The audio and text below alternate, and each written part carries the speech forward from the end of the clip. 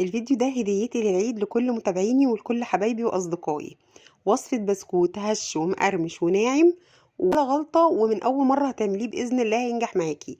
واسيب لكم مقاديره بالكوباية وبالجرام تحت في اول كومنت. اهم حاجة نتبع الخطوات اللي هنقولها مع بعض بالظبط، وهتاخدوا احلى بسكوت ممكن تجربوه. هتعتمدوا الوصفة دي باذن الله طول الوقت. عندي 500 جرام من الزبدة، وعليهم تلت كوباية من الزيت، و350 جرام من السكر البودرة المنخول. نضربهم مع بعض بالشكل اللي احنا شايفينه ده لحد ما قوام الزبدة يفتح مع السكر ويبقى لونها كريمي وتتحول من اصفر غامق لاصفر فاتح. هنضيف 4 بيضات، هنضيفهم بيضة ورا التانية. كل بيضة هنضربها وتختفي نضيف وراها البيضة اللي بعديها لحد ما نخلص ال4 بيضات. ضربنا كل المكونات مع بعض لحد ما الخليط بتاعنا بقى كريمي كده ولونه فاتح وفي منتهى الجمال. هنضيف ربع كوباية من عصير البرتقال الفريش، نكون طبعا مصفينه، او بديلها ربع كوباية من الحليب، او بديله ربع كوباية من الفانتا. وانا ضفت عليها بشر برتقانة واحدة، بشرها بالمبشرة بالناحية الناعمة علشان ما تكسرش معانا البسكوتة. لازم نبشرها بالناحية الناعمة عشان ما تبانش معانا في العجين. بتدي طعم وريحة تجنن. طبعا اللي ما بيحبش طعم البرتقال في البسكوت يقدر يستغنى عنه ويضيف بداله حليب زي ما قلنا. عندي بقى ده كيلو من الدقيق، هشيل منه نص كوبايه عشان خاطري التزموا بالمقادير بالظبط عشان تاخدوا احلى بسكوت. انا ضفت مكانهم معلقتين من الكاستر، ممكن نضيف معلقتين من النشا لو مش متوفر كاستر، ونص معلقه من البيكنج باودر، مش اكتر من كده، نص معلقه صغيره من بتوع الشاي بيكنج باودر، ورشه ملح. بعد ما ضفنا بقى الدقيق هنبدا طبعا نتعامل مع العجينه بهدوء جدا. هنبدأ يا دوب بس كده بنجمع المكونات على بعض زي ما احنا شايفين. ده القوام المطلوب للعجينة بتاعة البسكوت عشان يطلع معانا دايب وهش وناعم، انها تكون بتلزق كده بين ايدينا بس برضه في نفس الوقت نقدر نشكلها بسهولة. في كيس حلواني بقى او حتى بالبلبلة من غير كيس حلواني، العجينة يا جماعة خطيرة في التشكيل، هتتبسطوا جدا جدا منها. ده التب المعتاد بتاعي اللي انا ما بغيروش، معلوش اي رقم، انتوا طبعا تقدروا تستخدموا التب اللي يعجبكم.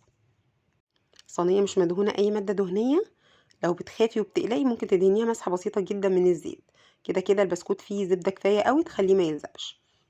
هنشكله بسكوت الزبده بيتشكل كله مره واحده، وبعد كده لو الجو حر ممكن ندخل الصواني نفسها بعد ما شكلناها في التلاجة، وبعدين نبدا نسويها حاجه حاجه. سيبناه شويه الزبده بتجمد وبيبقى صعب في التشكيل، لكن هو هنا كده يعني مش عايزه اقول لكم كريمي موت. خلصنا كده تشكيل الصينيه الاولانيه والتانية والتالتة، باذن الله الكيلو دي بيعمل معانا كميه محترمه.